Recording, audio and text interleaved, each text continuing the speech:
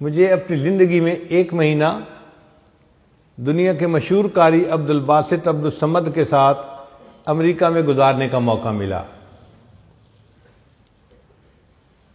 ہمارا ان کے بارے میں تصور یہ تھا کہ بس ایک عام سے آدمی ہے اور آواز اچھی ہے، قرآن پڑھتے ہیں، لیکن 1 مہینہ ساتھ رہنے کے بعد میں نے دیکھا کہ وہ شخص عاشق قرآن تھا۔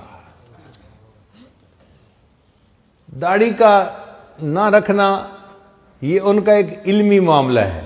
مصر کے علماء سمجھتے ہیں کہ داڑھی ہوتی ہے صرف مرد اور عورت کے درمیان فرق کرنے کے لیے، تو اگر کوئی مونچھیں رکھ لیتا ہے تو مرد اور عورت میں فرق ہو جاتا ہے، تو داڑھی رکھنا لازم نہیں ہوتی۔ اسی وجہ سے علامہ اقبال نے بھی داڑھی نہیں رکھی، حالانکہ یہ بندہ اندر سے اولیاء کی صفات رکھنے والا بندہ تھا۔ میں نے دیکھا قاری صاحب کو ہر وقت قرآن مجید کی تلاوت کرتے تھے۔ ہمیں پتہ چلا کہ روزانہ 1 قرآن مجید پڑھنے کا ان کا روز کا معمول ہے۔ 1 قرآن مجید پڑھا، جب دیکھو قرآن پڑھ رہے ہیں، جب دیکھو۔ میں نے اپنی زندگی میں ان کو فالتو بات کرتے نہیں دیکھا، ایک لفظ بولتے نہیں دیکھتا۔ لوگ باتیں کر رہے ہوتے تھے، ادھر کا ٹاپک ادھر کا ٹاپک، ان کو کوئی واسطہ ہی نہیں ہوتا تھا، وہ بس بیٹھے ہوئے اپنی قرآن پڑھ رہے ہوتے تھے۔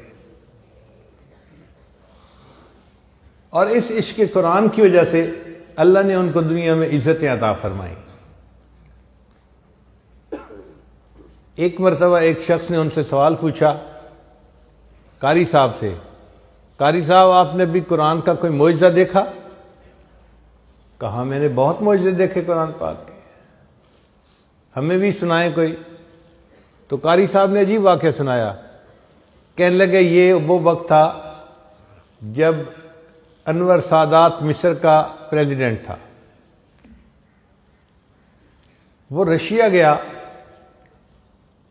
تو رشیا کے لوگوں نے اسے کہا کہ کیا تم قرآن پڑھتے ہو، یہ ہماری ریڈ بک سنبھالو اور کمیونسٹ بن جاؤ، ہم تمہاری مدد کریں گے اور تمہیں ترقی یافتہ ممالک میں ہم شامل کروا دیں گے۔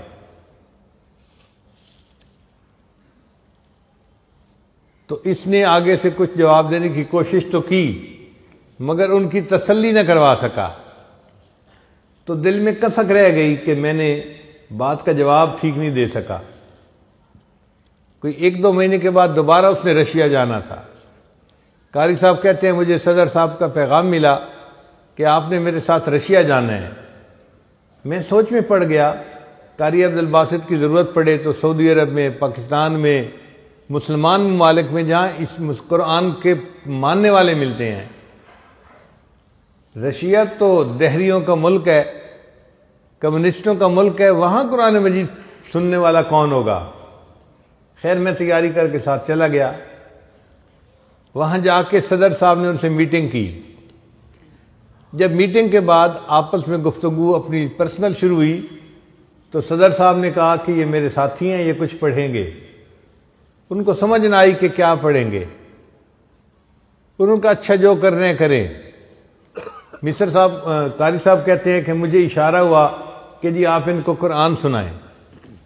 ان دہریوں کے سامنے میں نے قرآن پڑھنا شروع کیا، طٰہٰ ما انزلنا علیک القرآن لتشقى الا تذکرۃ لمن یخشی۔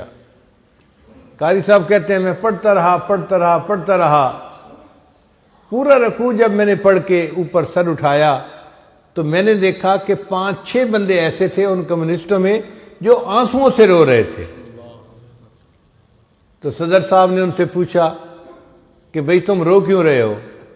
وہ کہنے لگے کہ ہمیں نہیں پتا یہ بندے نے کیا کیا ہے، ہم اس کو نہیں سمجھتے، لیکن اس کے پڑھنے میں تاثیر ایسی تھی کہ ہمارے دلوں پہ اثر ہوا ہے اور ہمارے اوپر رقت طاری ہو گئی ہے۔ قاری صاحب کہتے ہیں میں نے اپنی آنکھوں سے قرآن کا معجزہ دیکھا کہ جو لوگ قرآن کو مانتے نہیں، خدا کو نہیں مانتے، قرآن ان کے سامنے پڑھا جاتا ہے، قرآن ان کے دلوں کو بھی گدگدا دیتا ہے۔ یہ رحمتوں کا وہ دریا ہے جو سینوں تک اپنے راستے خود بنا لیا کرتا ہے۔ تو قرآن مجید کتاب ہدایت ہے، جو اس سے محبت کرے گا اس کا ایمان محفوظ رہے گا۔ اور آج اس دجالی فتنے کے دور میں قرآن مجید کی محبت انتہائی ضروری ہے.